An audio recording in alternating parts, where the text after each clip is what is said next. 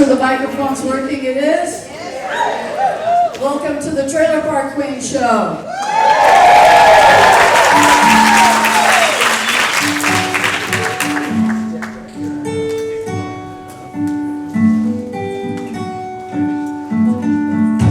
Watch the boys that walk by get in their faded dreams.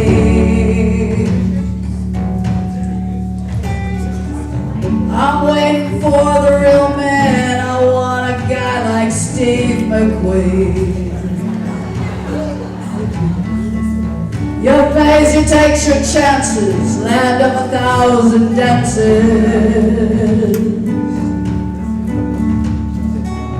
I'm with the thieves and cripples. Get tough, get tough, get tough, get real tough.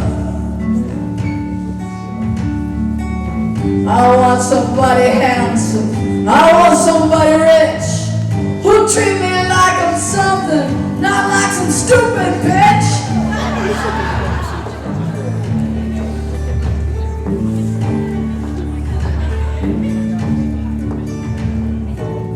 I want someone who dances on $100 bills, who'll give me cash advances and monetary chills. Shut those doors back there. I don't want no dope dealer, can't hold no spoon and fork. I want somebody famous, someone like Mickey Rourke. I want somebody handsome, I want somebody rich, I want somebody handsome, I want somebody rich.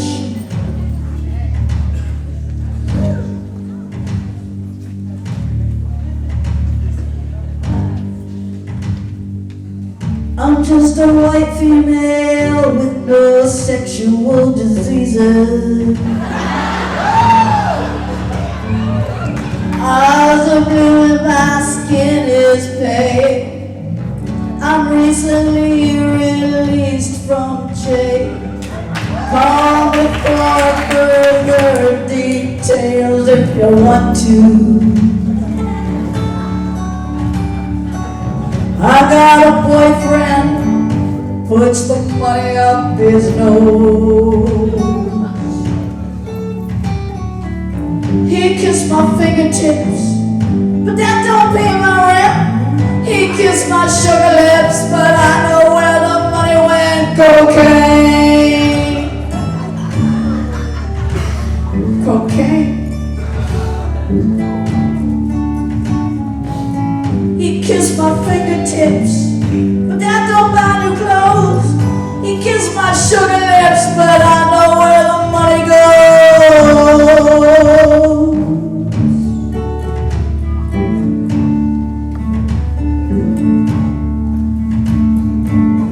I want somebody handsome, I want somebody rich, who'll treat me like I'm something, not like some stupid bitch. I want somebody handsome, I want somebody rich, I want somebody handsome, I want somebody rich, money, diamond, Cadillac car, I want to marry a movie star. Money changes everything. Money changes everything.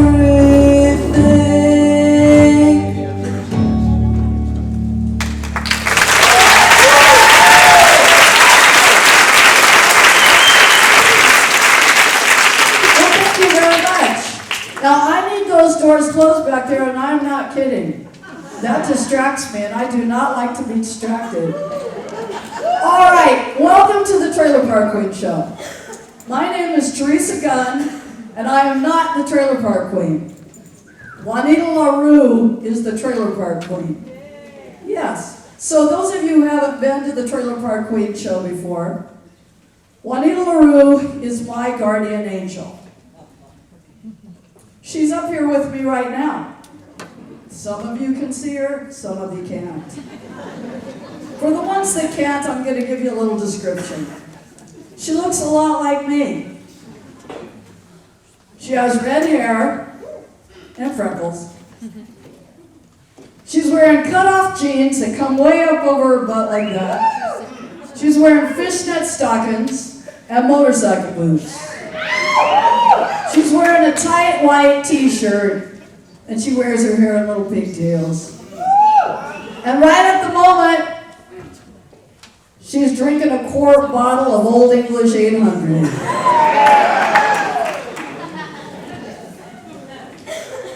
Juanita LaRue has been with me, oh gosh, probably since I was about 5 or 6 years old. She's been with me so long, I can't really remember when she appeared. But tonight's story is about money. To tell this story properly, I'm going to go all the way back to when Juanita and I were about 7 years old. We were playing roller derby. We were roller skating on the sidewalk. We were roller skating really, really fast. And I hit a rock. And I went down and smashed my face into the cement. Knocked my teeth through my lip. Knocked me out. But Juanita was there, thank goodness, and she got me home. My lip was bloody. My teeth were jagged. And I was in bad shape. When I got to my house, my dad took one look at me and he said, "God damn it! We can't afford to take you to the dentist. This is all we need." And then my mother started screaming. My dad started screaming. They forgot about me and I just wandered out into the backyard. And I was crying. I looked terrible. My teeth were smashed out. And Juanita was trying to comfort me. And she said, "It's okay, they don't really look that bad." Well, they looked really bad. Have you ever had your front teeth smashed out? It doesn't look good. Not even on a 7-year-old. So I was talking to Juanita and I was crying and I said, "Juanita, I hate my parents. I hate them. Look at me. I'm 7 years old. I have red hair and freckles. And now I've smashed my teeth out. And they can't afford to take me to the dentist. And now I'm going to have to go to school like this. They stay up all night, drinking and fighting. And I'm sick of them. And all I ever hear them say is, why do we have to have all these kids? We don't have any money. We can't afford to go to the dentist." Nobody even tried to comfort me. My parents are fools and alcoholics. How did this happen to me? Juanita said, "Because you're lucky." Lucky? What's so lucky about having parents who are fools and alcoholics? And then she said, "Because God loves fools and alcoholics." And she said, "Don't worry about them. You and me are going to have a lot of fun. We're going to get through junior high. We're going to get through high school. We're going to join a rock and roll band. We're going to travel around the country with some cute boys in a van. We're going to perform in clubs. We're going to take all the drugs in the world. We're going to drink like fish. And we're going to have fun till it ain't fun no more. And then we're going to stop. And we're going to do something else. I'll tell you what we're going to do, Teresa. When we're done with our rock and roll life, we're going to settle down. And we're going to start our own business. And our business is going to be called Street of Dreams. And what we're going to do is we're going to teach people how to believe in their dreams. Because that's what we're good at. We know how to believe in our dreams. And we're not going to teach this class to just anybody. Oh no. We're going to go into juvenile hall. And we're going to hook up with those girls and boys in there. And we're going to teach them how to turn their feelings into songs. And that's what we're going to do. But before we do that, we are going to raise hell in Imperial Beach, California. I'm going to need a little music. I'm going to give you some background on growing up in Imperial Beach, California with Juanita in a trailer park. These trailer park people are just like us.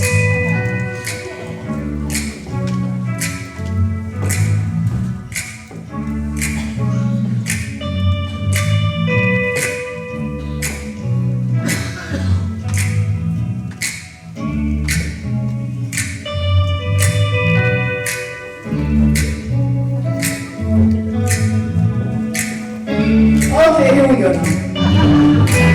Trailer park royalties and the leases said, but royal just the same. They live in places like Needles or Barstow, the outer perimeters of Las Vegas. Juanita LaRue is what you might call royalty in exile. She's got star quality.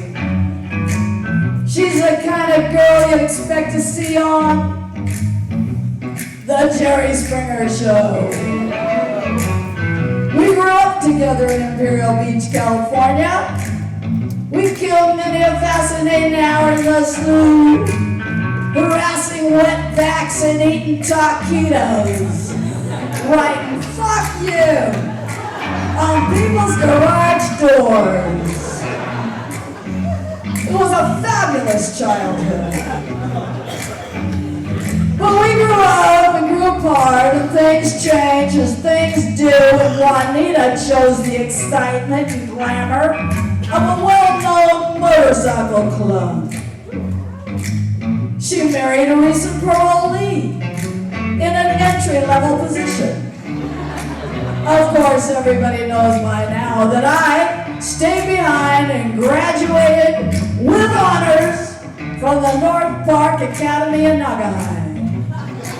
It's a summer I remember with great fondness, for that would be the summer that Juanita's little brother Romeo and I had a hot and torrid romance. Romeo was 12. I was 27. It was the perfect combination of adolescence and experience. I'll never forget how cute he used to look, skateboarding down the sidewalk, his long blonde hair flying in the summer wind, his flannel shirt flapping.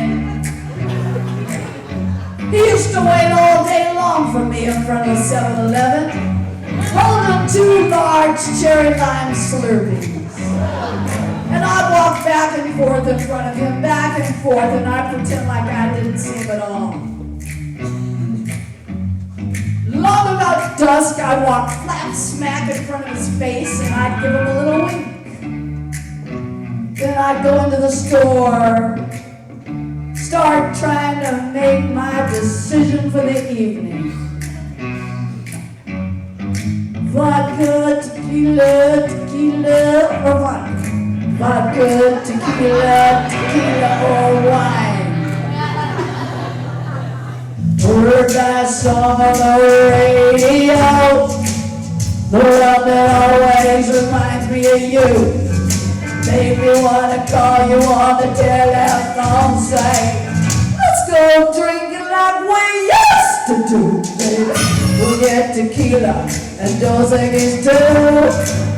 You kiss me and I'll kiss you. I'll kiss you if you kiss me. I like the way you kiss when you get sloppy, baby. Won't take nothing, not nothing. Won't take nothing but the radio button. We'll fill the tank with dreams of fly girls and tracks. Oh, wrap my arms around you, we ain't never coming back. Yeah, yeah, yeah, yeah. Yeah, yeah, yeah, yeah. Yeah, yeah, yeah, yeah. Yeah, yeah, yeah, yeah.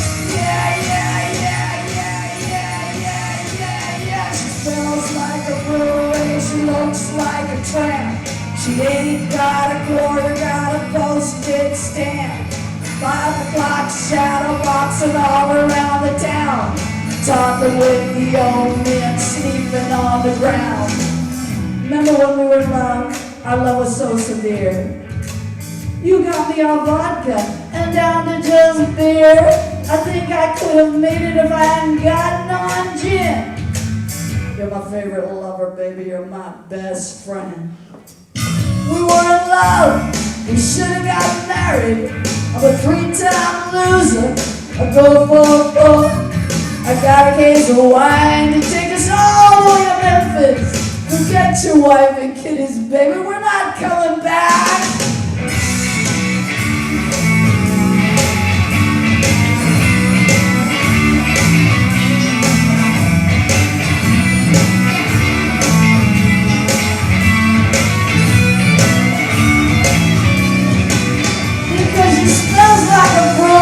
She looks like a tramp. She ain't got a quarter, got a postage stamp. 5 o'clock shadow boxing all around the town, talking with the old men sleeping on the ground.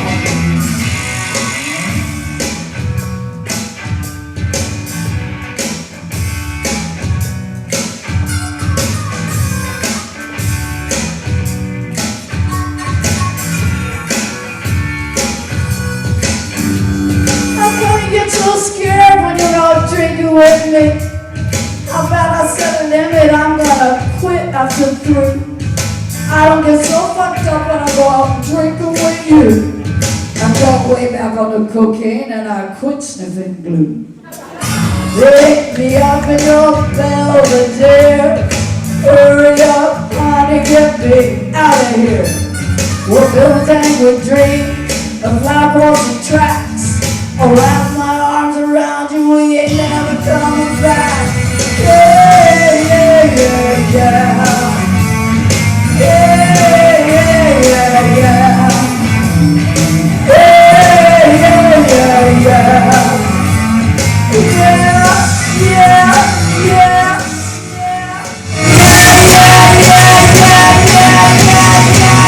She smells like a brewery, she looks like a tramp. She ain't got a quarter, got a postage stamp. 5 o'clock shadow boxing all around town, talking with the old men sleeping on the ground. And a boo now, boy. Share my partner with a telephone pole, wear a fishnet stocking, spike heel shoes. Strip tees, prick tees, bar keys, blues, porno, floor show, live nude girl, dreamy and creamy, and brunette girls, Chesty Morgan and Watermelon Rose, trench coat magazine, a bottle full of rum.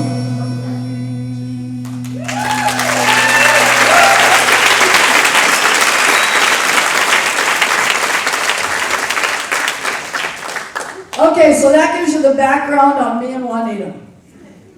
We did everything she said we were going to do. We grew up. Ended up back in Imperial Beach, California. We started our little business, Street of Dreams, and we did start to go into places like juvenile hall. And then people started asking us to go into adult prisons, so we did that. Men's prisons, girls' prisons. All kinds of prisons.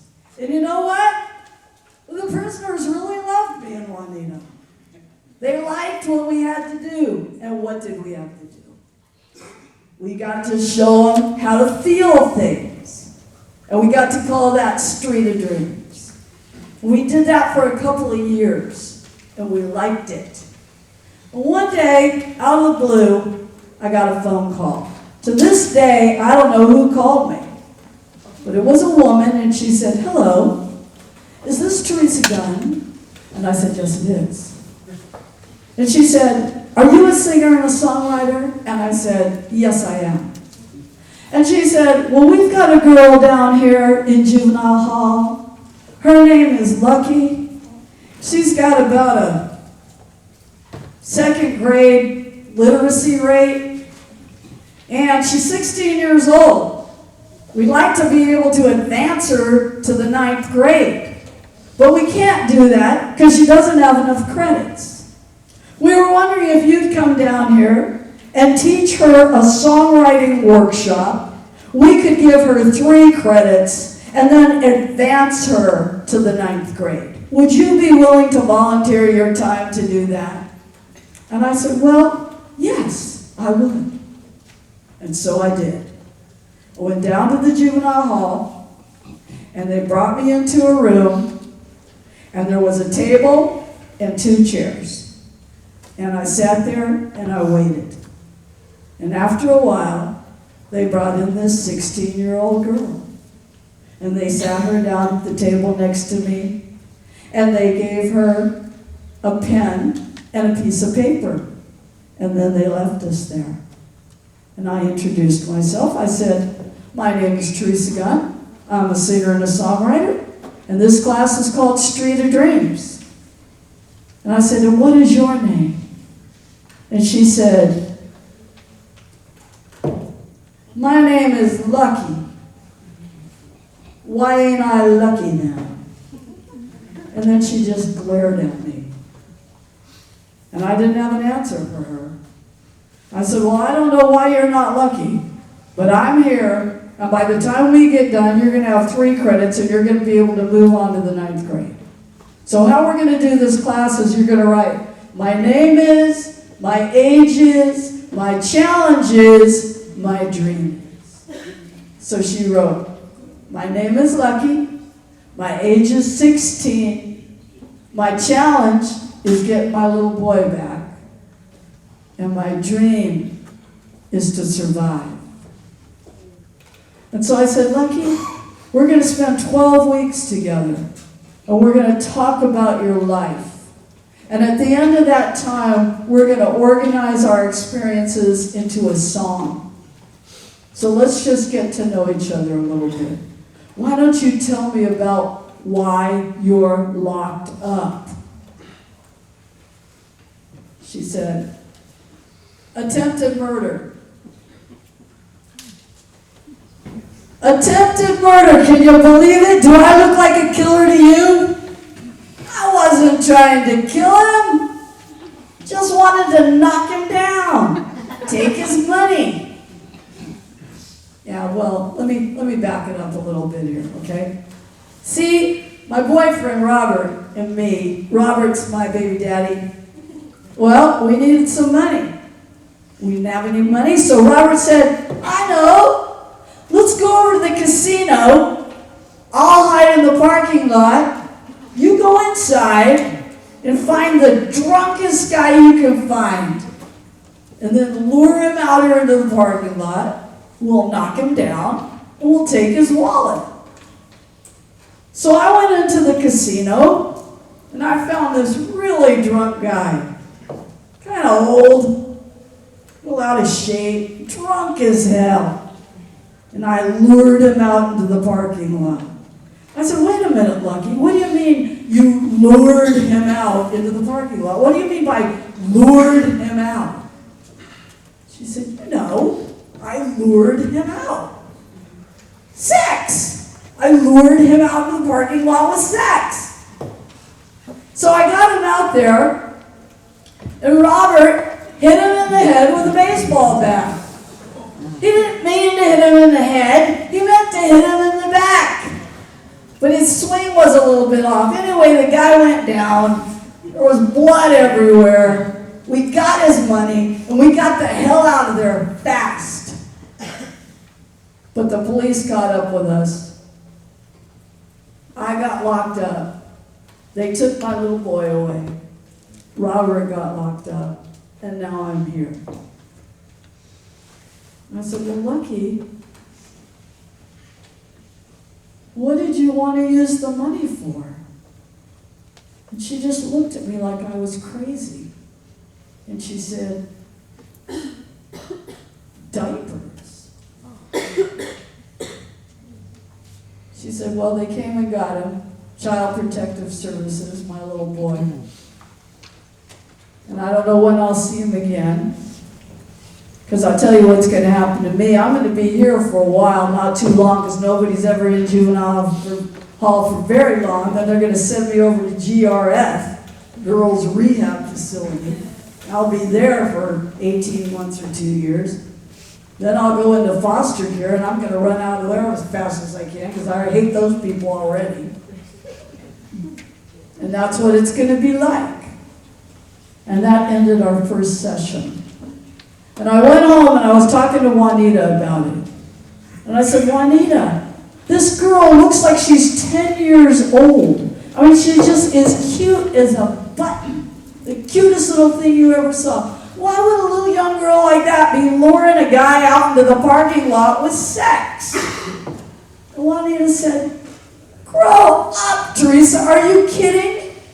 That's all she's got.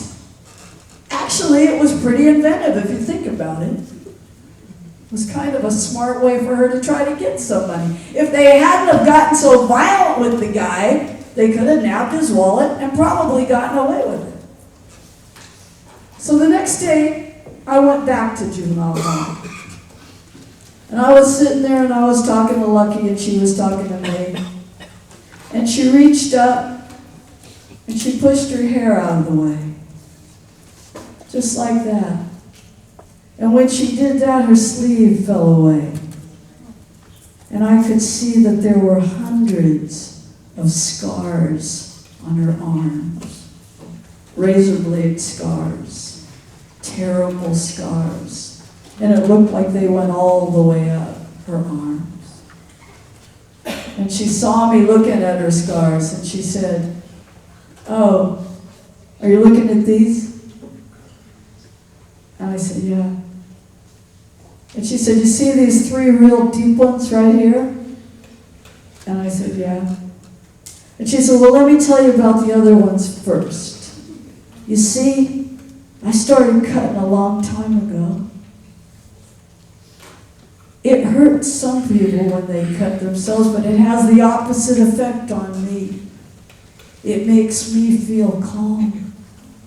And I do it a lot.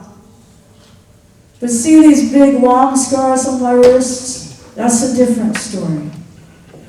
That all happened because I was getting serious.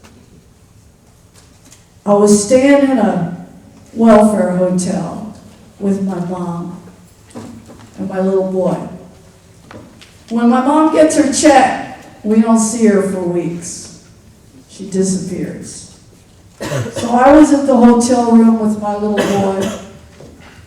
And he started having a hard time breathing. He was really little then. He was only not even a year old.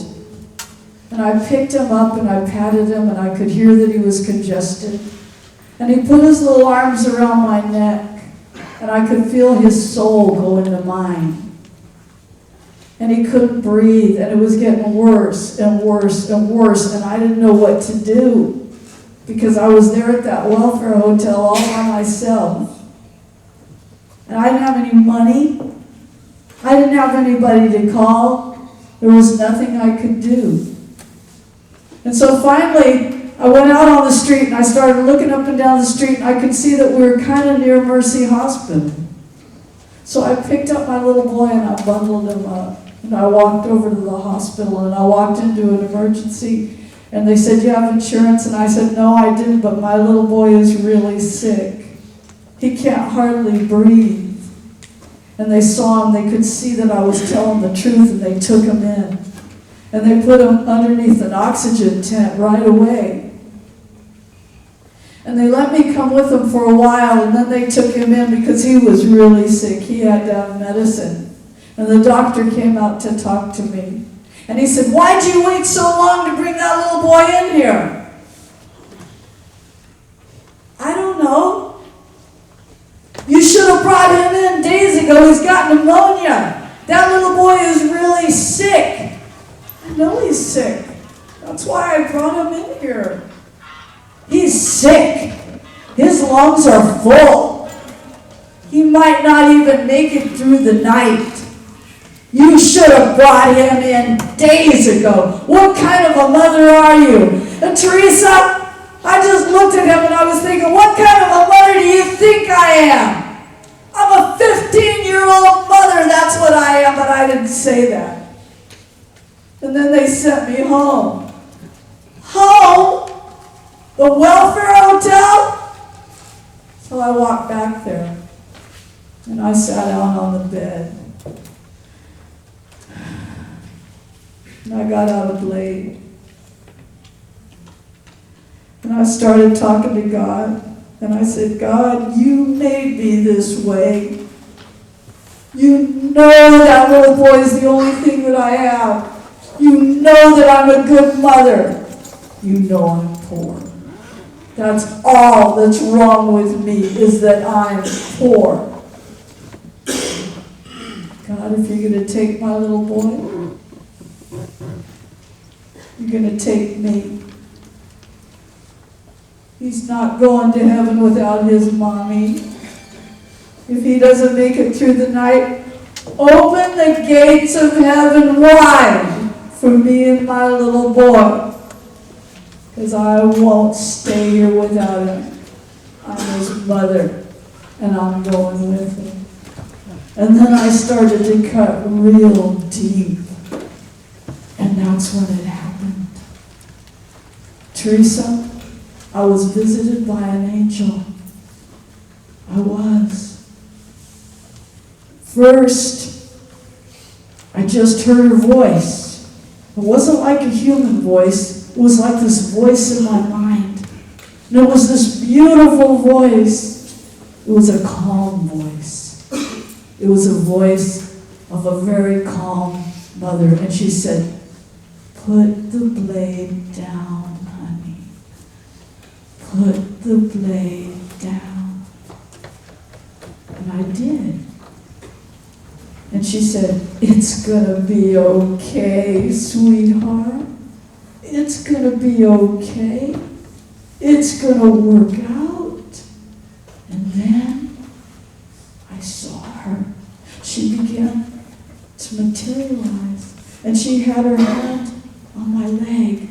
And she put her hand up to my hair and she started brushing my hair with her fingers and she said, don't you worry about a thing, honey. God has heard your prayer. And he sent you a guardian angel. Everything's gonna be okay. But you gotta listen to me, honey. Listen, sweetheart. Things are gonna get worse before they get better. But don't be scared. Your little boy's going to make it through the night. He's going to grow up to be a healthy, strong boy. And you're going to be reunited with your son. And you're going to go on to do great things in your life. So don't give up. Have faith. Teresa, she said, I put the blade down. And I knew that she was right, that everything was going to be okay. Teresa, I don't know how I knew it, but I just had a feeling. I had a feeling of peace come over me. Peace and tranquility, a feeling I've never had. And you're not going to believe me when I tell you this. Angels don't look the way you think they do. She had on fishnet stockings and motorcycle boots. And she was drinking a bottle of Old English 800. And she had little pigtails. But she was an angel. I know she was. And I went home. And I was talking to Juanita about it. And Juanita didn't say a word. She said what was between her and her other clients was confidential.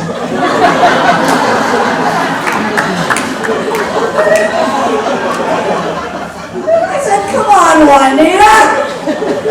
I thought I was your one and only. She said, oh no. I got a lot of kids. You don't know everything about me, Teresa. She took a big old drink of her old English 800, slid back in her recliner chair, turned on the TV, and started watching her favorite TV show, Cash Cab. So the next day, I went back to juvenile hall, and I sat down, and they brought Lucky in. Lucky sat down, and she said, "Teresa, why don't you tell me a little bit about yourself for a change?" And I said, "Okay." And I told her the same story I told you guys, all about my young life and how fun it was, and Juanita LaRue, and being in a rock and roll band, and traveling around the country, and taking as many drugs as I could hold, and drinking and cutting up and tearing up and having fun till it wasn't fun anymore, and then starting Street of Dreams. And she said, "You know what? I've been thinking about it, and I'm going to change my thing. My name is still Lucky. My age is still 16. My dream is still to get my little boy back. But my challenge is to become your partner. I think you and me should partner up." And I said, "Well, what do you mean by that?" She said, "Well, okay, let me tell you how things are going to be. Let me tell you how things are going to be. Let me tell you a little bit about my background. My grandparents came here from Mexico.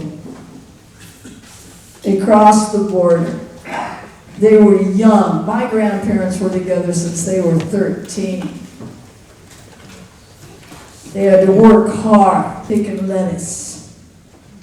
My dad started working in the fields with Grandma when he was 4. And when I tell people that, they say, "Why'd your dad start working in the fields when he was 4? Well, I just hate people that ask me that question. Why the fuck do you think my dad started working in the field when he was 4? So they could fucking eat. Why else would a 4-year-old work in the lettuce field with his mother?"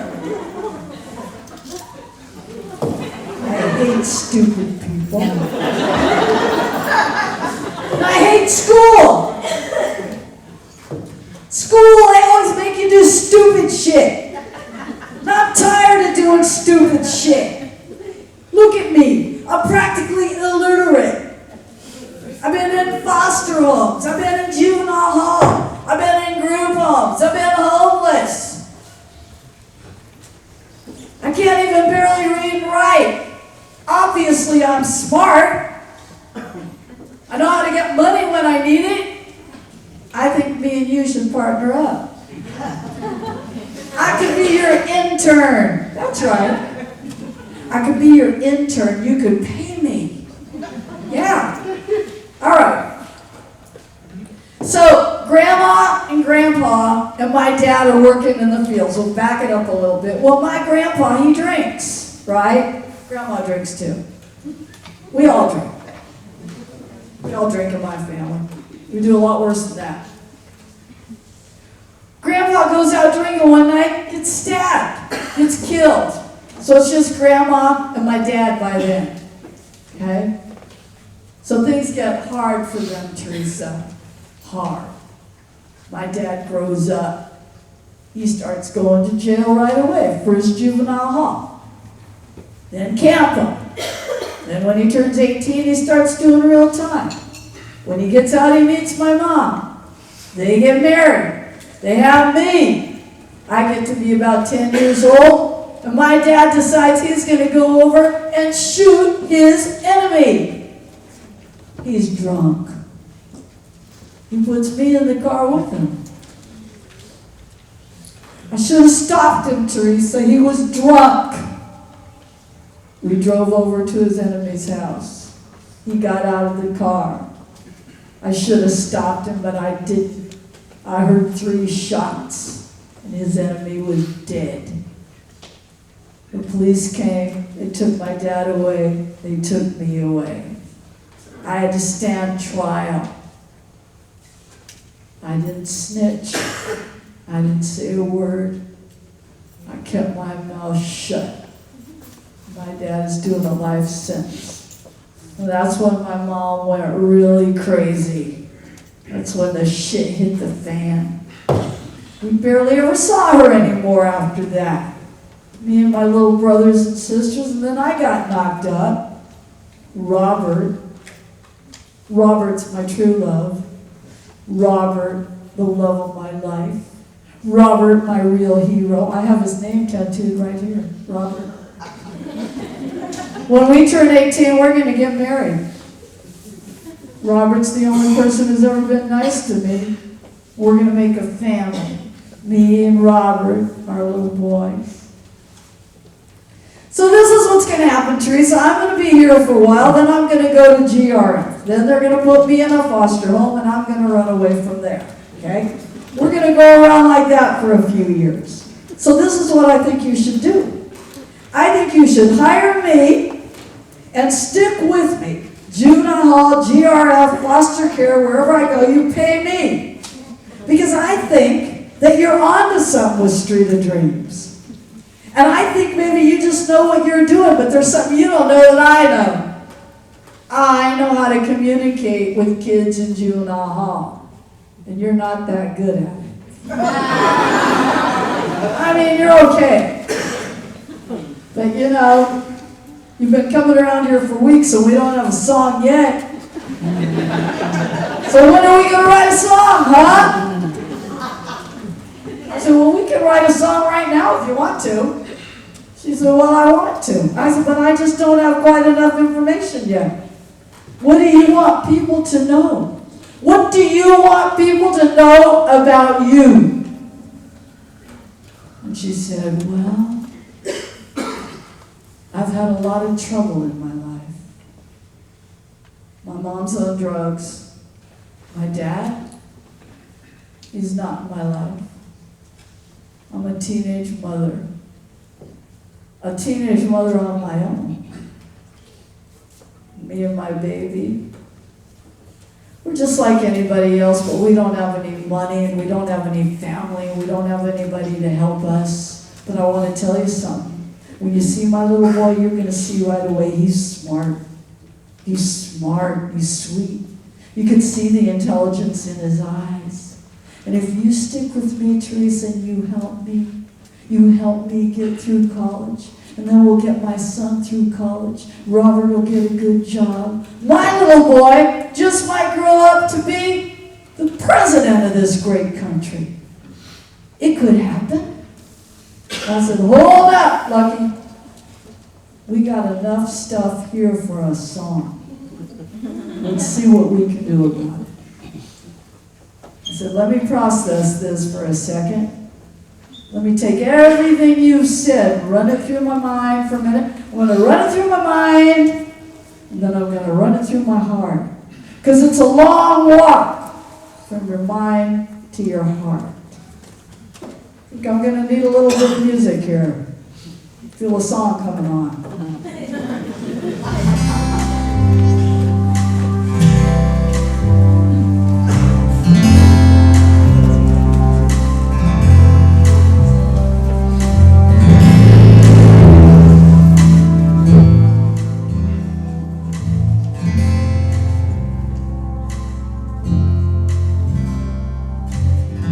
A lot of trouble in my life. Mommy on drugs, my father's not in my life. A teenage mother, I'm on my own. Me and my baby without a home.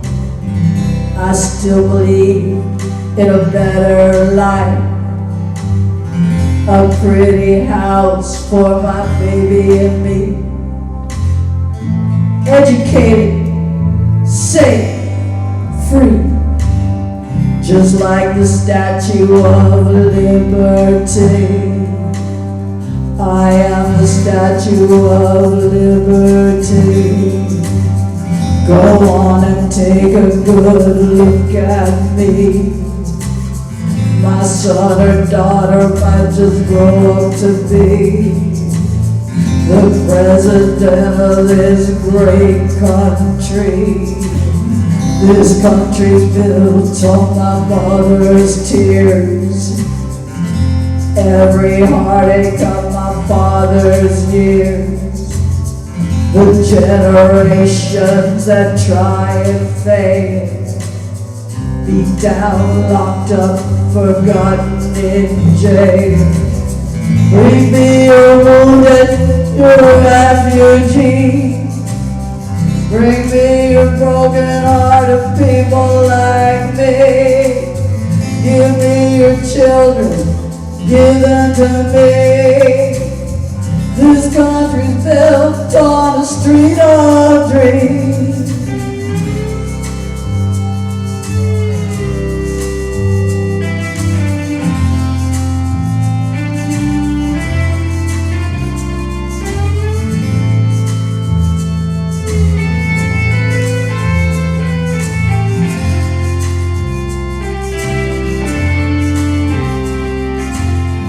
A lot of trouble in my life.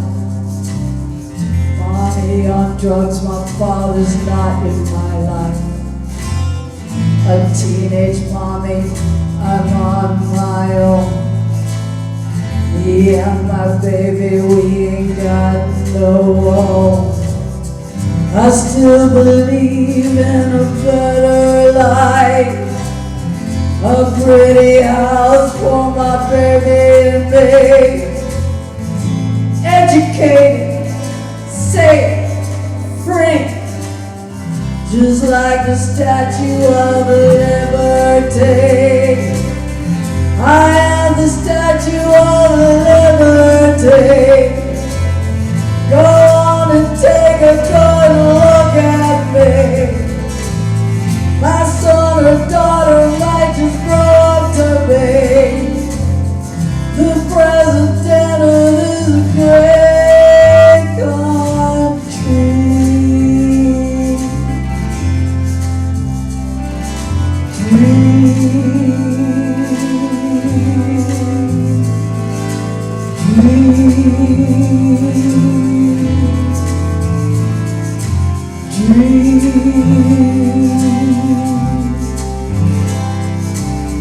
I pledge allegiance to the flag of the United States of America.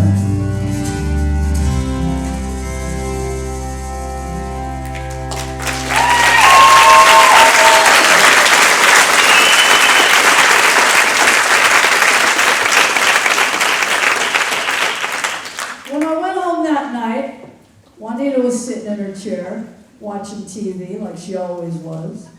And I told her what had happened that day, and I sang her my song. And I said, Juanita, you know, Lucky's right.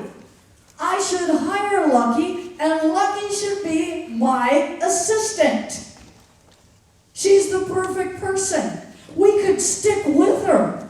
You know, we could pay for her, and we could give her a little job. She could work for Street of Dreams, and she could come with me into juvenile hall, into the schools, and she could be the teacher, and I could be the artistic director, and we could be a good team. And then we could put her through college, and she could become a real teacher and get her little boy back. Juanita, we got to raise some money. How are we going to raise some money? Juanita said, you know, they have foundations that give people money. You got to go in there and tell them what your idea is. And they might give you some money. You know, prepare a little talk. I mean, I can tell you, Teresa, they don't normally give people like you money. I just want to warn you. So let's practice a little bit, okay, before you go. Let's don't go in there cold, okay? I'm going to write up a little script for you, and I want you to follow the script. Do not deviate from the script. Stick to the script. Walk in there. Don't make eye contact with the person. Kind of look at the floor. They're going to ask you a bunch of questions that you don't understand and you don't have the answer to, okay? They're going to say something really odd like, what's your elevator speech? And when they say that, this is what you're going to say. You say it in a real happy voice. like everything is fabulous. You just run it off real quick. Okay, now I'll be the person and you be Teresa. Okay, what's your elevator speech? Okay, just stand there for a second, okay? And then they're going to ask you again, what's your elevator speech? And when they say that, this is what you're going to say. Well, my name is Teresa Gunn, and I have a program called Street of Dreams. And we give educational and creative support to teen mothers who are trapped in the juvenile justice system due to the generational effects of drug addiction, alcoholism, and poverty. Our students come from backgrounds of homelessness, foster care, and incarceration. There is only one solution to this dire problem, and that solution is education. Street of Dreams is part of the education system. That's what you say. Don't say anything else, then get the fuck out of Dodge as fast as you can. Don't say one more word. Just turn around and leave. Okay? You got it? Oh, yeah, I got it. She goes, now memorize that script. And so I did. The next thing I know, I'm sitting in a big fancy office at a big fancy desk. I'm sitting across from a fancy lady with a nice expensive haircut. And she looks at me and she says, what's your elevator speech? And I said, well, you know, there's a bunch of kids locked up in juvenile hall. There's really nothing wrong with them. They just need a chance. All they did was hit someone in the head with a baseball bat and gave us money so they'd have enough money to buy diapers, but they're really nice kids. They had to do it. What were they supposed to do? They didn't have any money. And she said, how many kids are we talking about? I said, well, one. I'm just working with one kid right now, and her name is Lucky. And what I need is enough money to hire Lucky to be my intern. Because if she could be my intern, that would give her a job, and that would look good on her record, and we could stick with her while she goes to GRF, and then she runs away from her next foster care home. I could stick with her. And then when she turns 18, she could go to a group home, and we could pay for her to go through college. And then she could be my real assistant and get her little boy back. And the woman just looked at me. And I said, she's really smart. She writes poetry, and she and I have written a song together, and it's a really good song. And I brought an entire Albertsons shopping bag full of poetry that this girl wrote, and it's really good. And you should let me read some of it to you. And then I started crying. The lady said, well, Teresa, I can tell that you're a very busy person, and I won't take up any more of your time. And then she looked at me and she said, I hope you will receive this in the spirit that I intended. But frankly, Ms. Gunn, no one is going to give money to someone who carries their proposal materials in an Albertsons shopping bag and looks like a burnt-out hippie.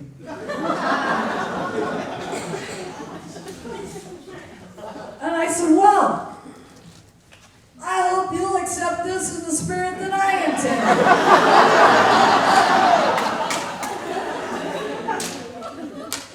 I would rather be a burnt-out hippie any day of the week than a pencil neck, needle nose, bean counting, bureaucratic goon. I picked up my Albertsons shopping bag and I went home. When I got home, I told Juanita the story. And Juanita just looked at me and she said, buy a fucking briefcase. Jesus Jesus Christ, Teresa, I told you to stick to the script. What the fuck do you think you're doing? Walking in there with an Albertsons bag full of poetry. Come on. What do you expect the lady to do? She said, no, we got to put on our thinking cap. There's got to be a solution to this. Have you ever heard of a newfangled contraption called the internet? You got a song. Put it on YouTube. Call the papers. Tell them your story. See if somebody writes about you. Then just sit down on the couch and wait and see what happens. So we did. We put our song on YouTube. We put Statue of Liberty on YouTube. And then we called up the Union Tribune. And then we called up the Reader. And then we called up City Beat. And then we called up the City Heights Free Press. And we said, would you like to write a story about us? And you know what? They all wrote a story about us. And then I just sat back and waited. And I waited, and I waited for a long time. And then the phone rang. Juanita started taking messages. The phone rang and rang and rang. The phone rang 150 times. She had 150 messages. The first one said, hello. Yes, we're calling about Street of Dreams. Well, we're an organization called the Federal Defenders of San Diego, Inc. We defend adults. We're the defenders of the righteous, the defenders of the innocent. We're the defenders of adults. Your kids are our next clients, and we don't want them. We're going to do something for you. Then somebody else called. Hello, is this Street of Dreams? Yes, it is. Well, my name is Marcia Hansen, and I have a company called Motivate. And we read about your little program. We like it. We're going to do something for you. And we got another phone call. Hello, is this Street of Dreams? Yes, it is. My name is Mary Gibson, and I'm the owner of Gibson Financial Services. We want to keep you on track. You're going to have some money rolling in, honey, and we're going to make sure you don't get in trouble with the IRS. We're going to do payroll for you, and that's going to be our contribution. We want you to come down here and see us. Oh, that was just the beginning. Yeah. Then we got a call from this group of men. They said, yeah, we heard about Street of Dreams, and we're going to have a car wash. And we're going to donate the money to you. And those men were from a place called the Lighthouse.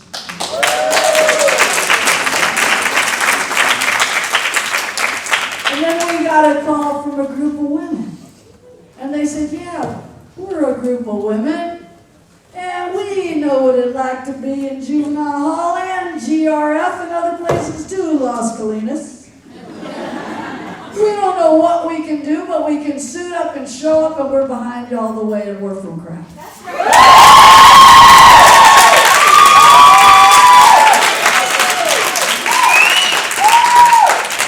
And we got a call from USD. And they said, is this Street of Dreams? And we said, yes, it is.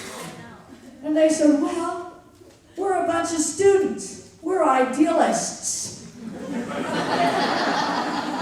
You bet your ass we are. We're idealists. And we have a marketing class. And we're going to make you our class project. We're going to do something for you. And I'm telling you, it was a red letter day for us. When we got done taking all those phone calls, I was tired.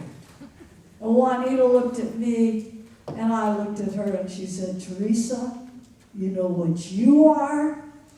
And I said, no, Juanita, what am I? And she said, you are an idealist. She said, the injustice of life is just too much for you to bear, isn't it? And she said, you're a perfectionist. You think everybody thinks the way you do, they don't. But you're good enough. And then she said, you're hypersensitive. Everything hurts your feelings. Teresa, you gotta learn to quit taking life so seriously. Look what just happened to you.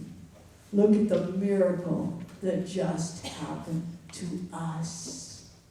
And I want to tell you something. Things started rolling. Well, that was 15 years ago.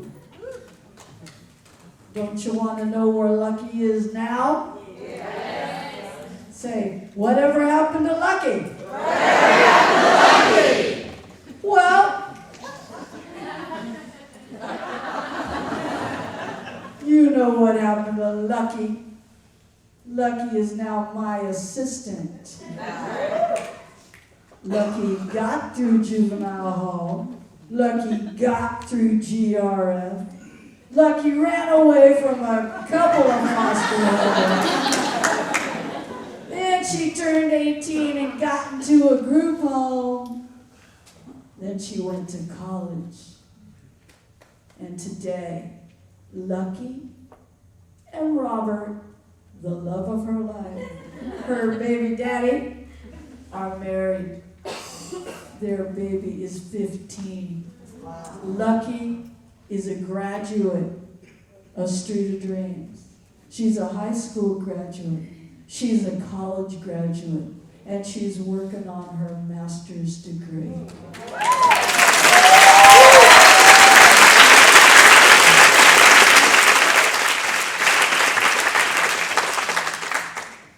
The United States has the highest prison population that we've ever had in this country. It has the highest prison population in the world. There is only one solution to this problem, and the solution is education. And I want you to know every single penny of the donations that you made tonight are going to pay for a college scholarship for one of our girl students.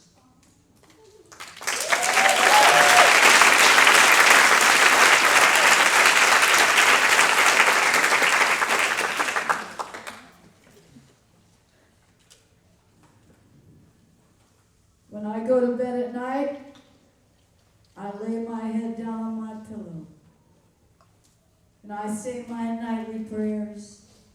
And I say, God, I'm sleeping in a clean bed.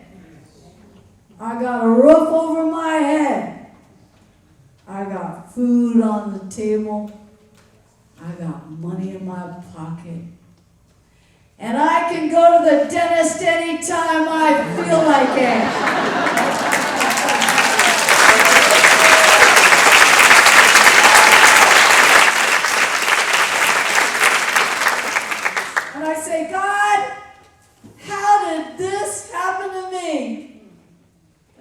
Juanita yell from the other room. Because you're lucky. That's my story and I'm sticking to it. And I'm going to need a little bit of music. I want to thank you guys for coming tonight.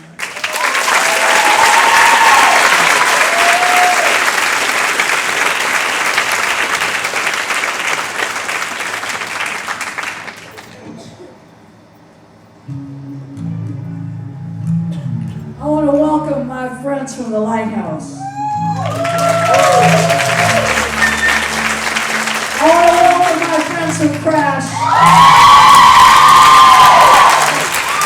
I want to welcome all the friends of Bill Wilson. And I want to thank the federal defenders, Mary Gibson, Marcia Hanson, and everybody else. Thank you. Thank you.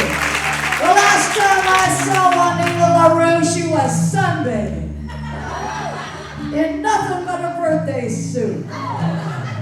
She was wrapped around a parking meter, drunk as hell in Imperial Beach, California.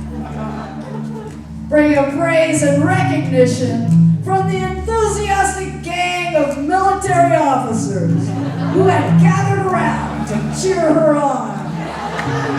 30 days county time, Las Colinas, with a bullet.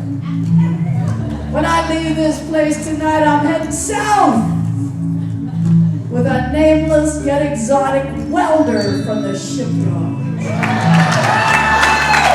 We're gonna find a dark, respectable residential neighborhood. We're gonna write "fuck you" on 20 garage doors.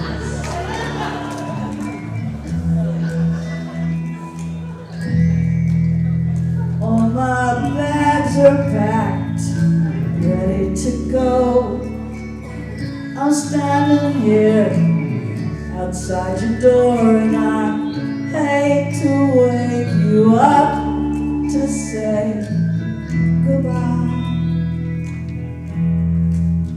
But the dawn is breaking, it's early morning, the taxi is waiting, he's blowing his horn already. I'm so lonesome I could cry. Kiss me, smile for me, tell me that you'll die for me. Hold me like you'll never let me go. Because I'm leaving on a jet plane, I don't know when I'll be back again.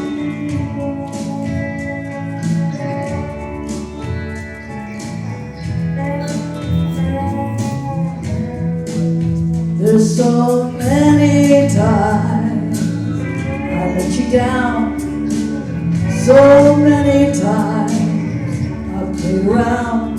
I tell you now, they don't mean a thing. Every place I go, I think of you. Every song I sing for you. When I come home, I'll wear your wedding ring. I got this friend, he's this boy that I know. I'll leave him, I can't let him go. He just lays on the floor, he tells me, leave me alone. I tell him no. I tell him, laugh in the good time, cry in the bad time. When you don't know, you don't do nothing at all. Hold on to me, sweetheart, hold on real tight. You're fixing to take a mighty big fall. I tell him, don't drink that poison, numbs out pain. Don't get so drunk that you don't hear the goddamn rain. Rain is a chorus, a secret code. Take you from dark and put you back in the light. I tell him I have been hungry, I have been lonely, I've been down, ain't down no more. Scared to my bones, darkness below, ain't gonna go down there no more. Hi, June. I dedicate this show to you, June.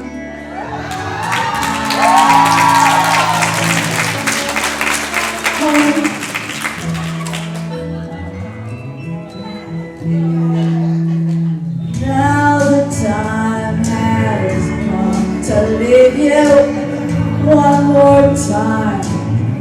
Let me kiss you then, close your eyes, I'll be on my way.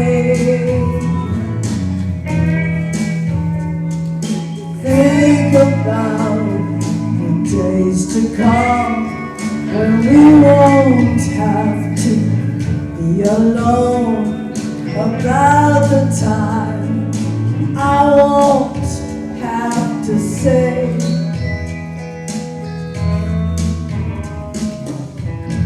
Kiss me, smile for me, tell me that you'll die for me. Hold me like you'll never let me go.